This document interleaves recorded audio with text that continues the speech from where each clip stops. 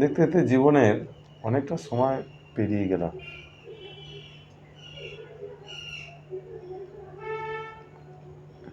ছোট থেকে অনেক কিছুই দেখলাম।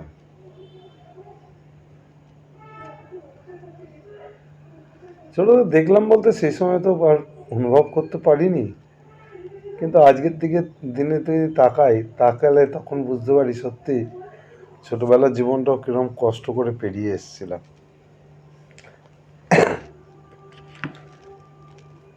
যখন মা মারা যায় তখন বয়স আমার কত হবে, 3 থেকে 4 হবে। মানে এইরকম বয়স যে শুনেছি মা মারা গেছে, এসে বলছি মা দরজা খোলো। তারপর থেকে বিভিন্ন সময় বিভিন্ন জায়গায় থাকা, বিভিন্ন পরিবেশে বড় হওয়া, বিভিন্ন পরিস্থিতির মধ্যে বড় হওয়া, বিভিন্ন রকম অসুবিধে কাটিয়ে বিভিন্ন রকম ঘটনাকে সঙ্গে নিয়ে সামনের দিকে এগোলাম। মোস্ট হলে ওটা 99 সালই হবে, 1999। আমাদের প্রেম হয়, আমি তখন প্রেম করি আর কি। যার সঙ্গে আমার প্রেম হয় তার সঙ্গে আমার বিয়ে হয়। প্রেমও একটা আমার, মানে আমি ঘটনা পরিপ্রেক্ষিতে 2, 3, 4 যাই হোক প্রেম করিনি। যার সঙ্গে প্রেম করেছি তার সাথেই বিয়ে হয়েছে। তা 97 সালের পর থেকে হয়তো বলা যেতে পারে কিছুটা সময় ভালো, এবং 99 সালে যখন প্রেম হয় তারপর থেকে বেশ সময়টা ভালোই চলছিল।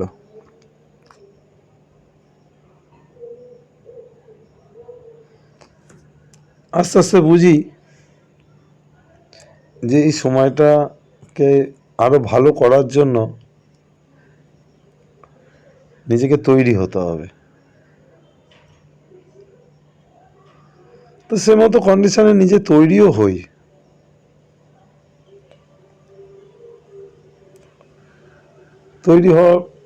তৈরি তো হলাম।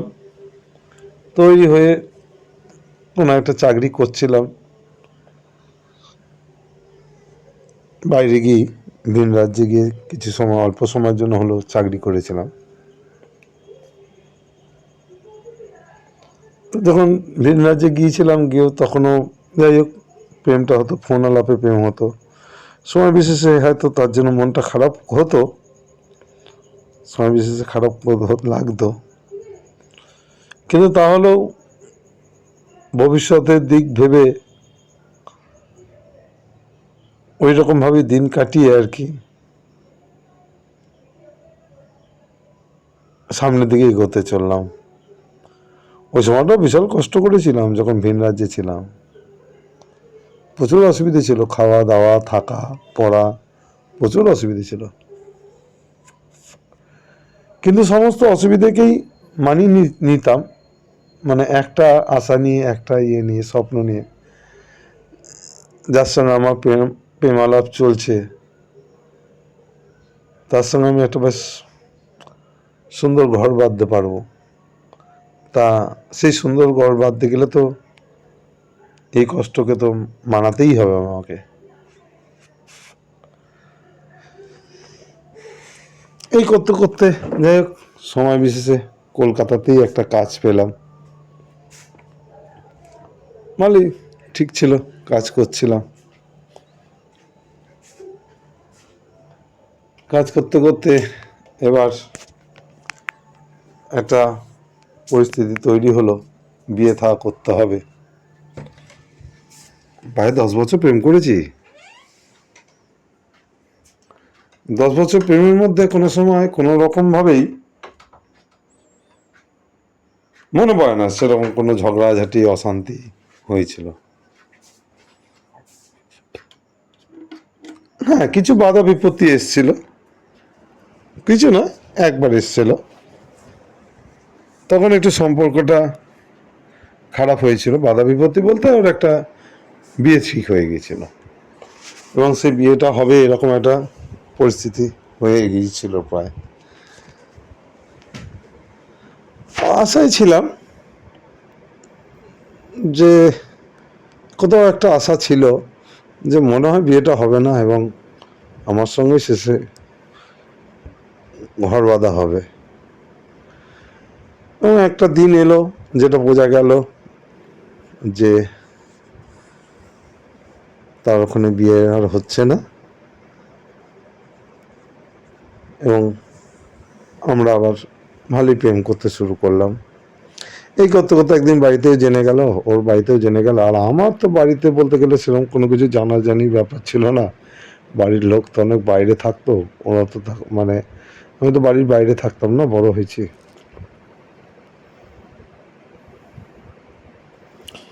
তো ওর বাড়িতে যখন জেনে গেল, বউয়ের বাড়িতে, তখন তো প্রেম তো বেশ, যাই হোক, যখন জেনে গেল আর যখন ভয় ছিল না, তখন স্বাধীনভাবেই মেলামেশা করতাম, ঘুরতে যেতাম। তখন প্রত্যেক রোববার ঘুরতে যেতাম। বাদ বাকি সময়টা খেলে ধুলেই কাটাতাম। খেলাধুলা নিয়ে তো একটা পাগল ছিলাম।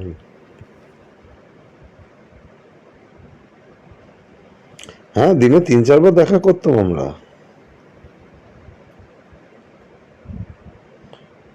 সেই সময়টা মানে কি বলবো, খুব সুন্দর সুন্দর মুহূর্ত ছিল গো সেই সময়টা।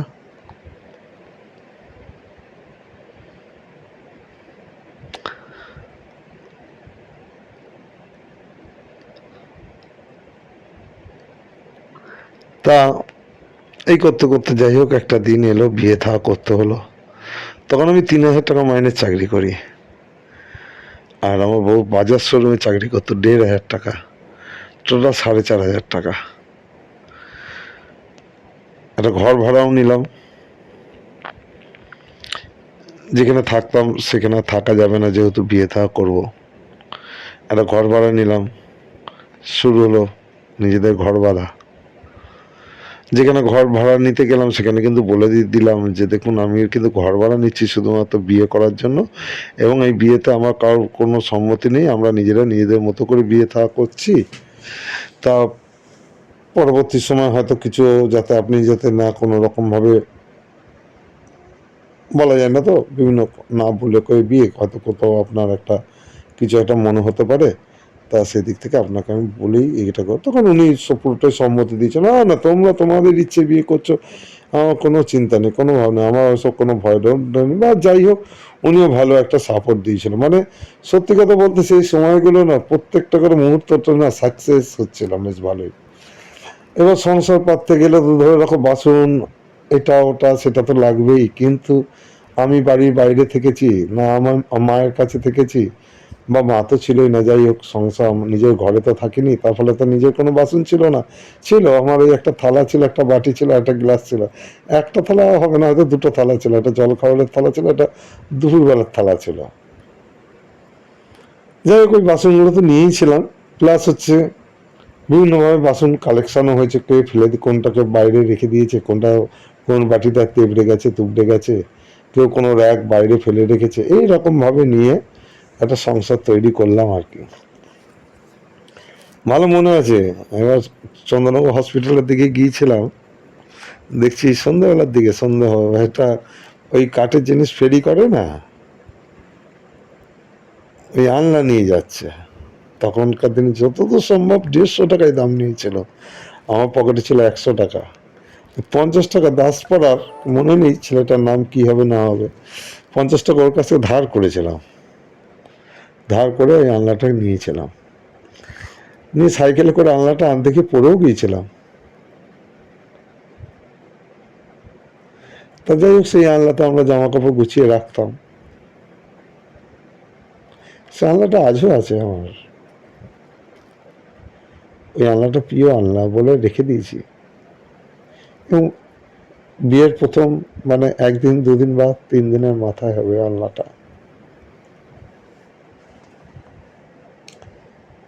বউকে বলেছিলাম যে আনলাটা সময় বিশেষে, এখন তো ঘরে তো অনেক জিনিসপত্র হয়েছে, কিন্তু এই আনলাটা ফেলবো না, বুঝলে।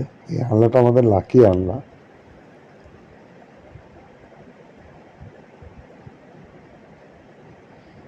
এই করতে করতে বউয়ের এবার যা হয়, মেয়ে মানুষ তাদের তো সংসার গোছাতে ইচ্ছে হবে।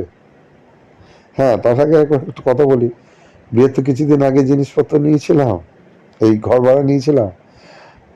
বউ বেশ একটা ভালো স্বপ্ন দেখতো, বা তারও একটা বেশ স্বপ্ন দেখা শুরু হয়েছিল, সেটা বেশ ভালো বুঝতে পারতাম। মানে আমি তো তখন চাকরি করতাম, আর ওই ঘরের চাবি আমার কাছেও ছিল, বউয়ের কাছেও ছিল। সময় বিশেষে বউ আসতো, এসে ঘরে জিনিসপত্র কিছু গুছিয়ে টুছিয়ে রাখতো। নিজের ও বরাবরই তো একটু গুছুনি এবং সব জিনিসকে সযত্নে রেখে দিত। আরে বাবা, কি সযত্নে রাখা! মায়ের এসে যে আমি বিরক্ত হয়ে যেতাম, আরে এই জিনিসটা তুমি এরম ভাবে তুলে রেখে দিয়েছো, এটা কি কাজে লাগবে? না, কাজে লাগবে দেখবে না। আমার মায়ের সাথে গর্ব করতো, দেখো আমাকে তো বলো এইগুলো রেখে দিয়েছো, ওগুলো আজকে তুমি বললে সঙ্গে সঙ্গে আমি তোমাকে এনে দিতে পারলাম জোগাড় করে। যাই হোক, গর্ব করার মতোই তো কাজ করতো।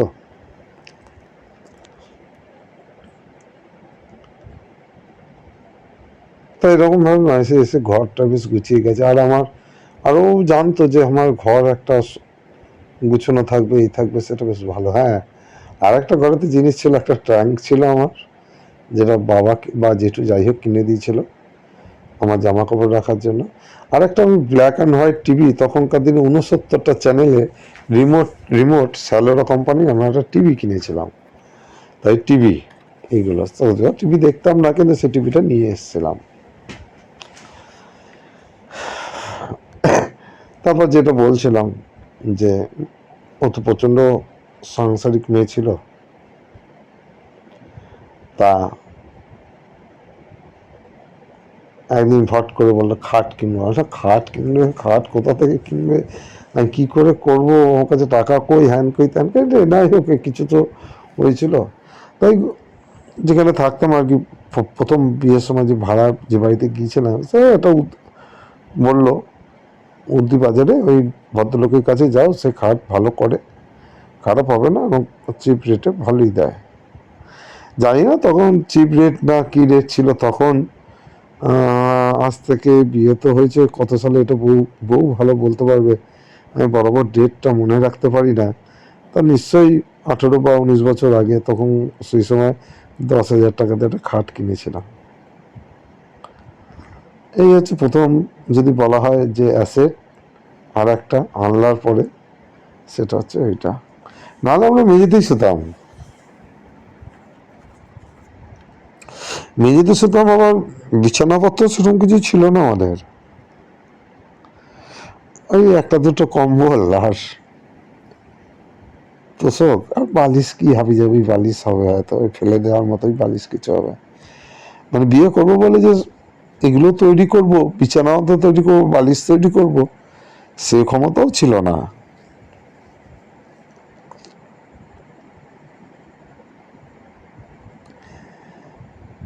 এই করতে করতে অনেকটা সময় অতিবাহিত হলো। আস্তে আস্তে ঘরের জিনিস সব কিনতে লাগলাম। আলমারি একটা কিনেছিলাম, আলমারিটা বেশ যখন কিনেছিলাম আমারও বেশ ভালো লেগেছিল। আজও আমার ওই দৃশ্যটা মনে আছে, আমি যখন ঘরে শুয়ে আছি, আমার ঘরটা এত সুন্দর দেখতে লাগছে, বা যাই হোক কিছু, আমি খুব মানসিক তৃপ্তি পেয়েছিলাম। বেশ ভালো ঘর করছিলাম তো, সুখী ছিলাম তো, এবং শূন্য থেকে তো শুরু করেছিলাম না, ভালো লাগছিল সব। এই কত কত বড় মেয়েও হয়, আমার তো 2 মেয়ে, তার মধ্যে বড় মেয়েও হয়। চলছিল জীবন,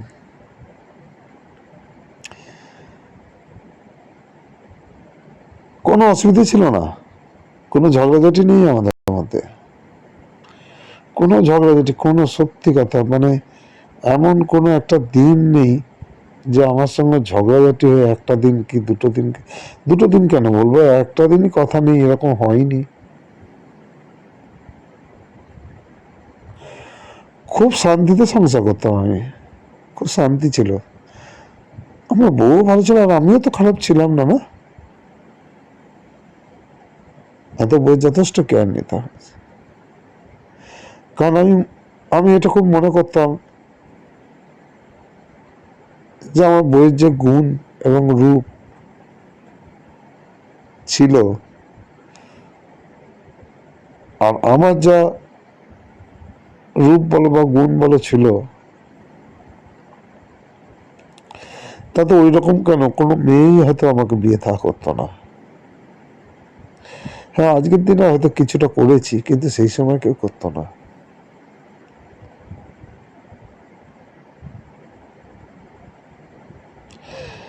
খুব ভালো সংসার করছিলাম। এইভাবে চলতে চলতে এর মধ্যে বাবা মারা যায় বা কিছু, যাই হোক, কিছু অনেক কিছু ঘটনা ঘটে, যে ঘটনাগুলো আমাদের সেরকম কোনো কিছু ক্ষতি করতে পারেনি।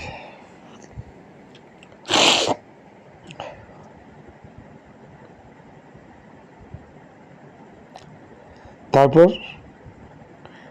এই করতে করতে, হ্যাঁ হ্যাঁ হ্যাঁ, একটা সময় খুব অশান্তি হয়েছিল। যাই হোক, সেটা বলাটা ঠিক হবে না। বউয়ের ইচ্ছার বিরুদ্ধে বউ, মানে সংসারের কিছু একটা ব্যাপার, কাজকর্ম, সংসারেরই একটা দায়িত্ব। বউয়ের ইচ্ছা ছিল না, আমি বলেছি না, আমার সংসারে এই জিনিসটা চাই বা এটা হতেই হবে।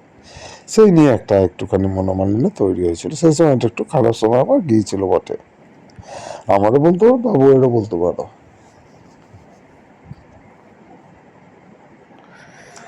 যাই হোক, এই করতে করতে ছোট মেয়েও হয়। যখন ছোট মেয়ে যখন হবে, তখন তো ডাক্তার দেখাতে গিয়ে যে যেতাম, সেখানে একটা স্টেম সেল বলে একটা সাবজেক্ট দেখি। এই স্টেম সেল বলতে বাচ্চা এবং মায়ের নারীর যে অংশটা, এই নারীর অংশটা প্রিজার্ভেটিভ করে রেখে দেওয়া হবে, এবং এমন কোনো কিছু উপায় আছে যে এমন কোনো কিছু বলে নাকি, যদি কোনো রকমভাবে কিছু কিডনি খারাপ বা চোখ খারাপ বা কিছু এই সমস্ত যদি হয়ে যায়, তাহলে এই স্টেম সেলের মাধ্যমে এই জিনিসটা আর কি, মানে ট্রিটমেন্ট করতে সুবিধা হবে। খুব হালকা বুঝেছিলাম, কিন্তু জিনিসটা মনে করেছিলাম, যেটুকুই বুঝেছিলাম বা যাই কিছু বুঝেছি খুব হালকা বুঝেছি, কিন্তু আমি বললাম অত বোঝাবুঝির দরকার নেই, জিনিসটা যেটুকু শুনছি বুঝছি মনে হচ্ছে তো বেশ ভালো, করে নি। এটা পরবর্তী সময় মেয়েদের ক্ষেত্রে একটা, যদি বাস্তবে হয়ে থাকে, এটা একটা অ্যাসেট আর কি। তো সেটা বেশ ভালো টাকা খরচা করে সেই সময় একটা করে করে রেখেছি।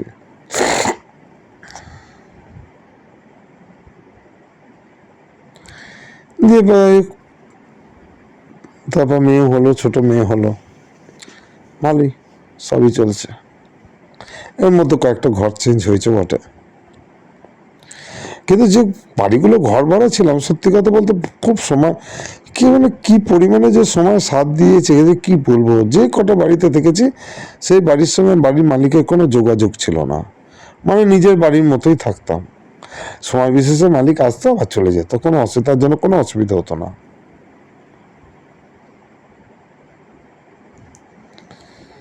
এর মধ্যে আবার একদিন হঠাৎ করে একটা জমিও কেনা হয়ে গেল। ফার্স্টে ভাবলাম জমিটা বইয়ের নামেই কিনবো, নিজের নামে কিনবো না, বইয়ের নামে কিনবো,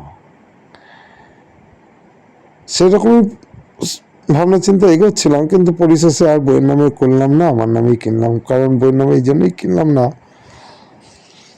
পরবর্তী সময় যখন বাড়ি ঘর করবো, লোন করতে গেলে তখন তো বইয়ের নামে হয়তো লোন পাবো না, ইনকামের ব্যাপার ট্যাপার থাকবে, এটা আমার ইনকাম দেখে হয়তো লোনটা পেতে সুবিধা হবে।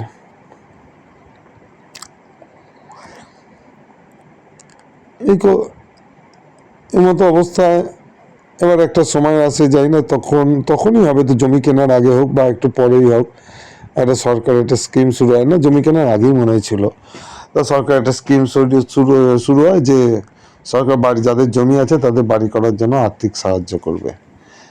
তা সেই আর্থিক সাহায্যটা কবে পাবো সেই আশাতে বসে থেকেছিলাম। তাতে একটা দিন এসছে, সেটাও পেলাম। ওই 4 লাখ টাকা থেকে 20-25 হাজার টাকা কম হবে।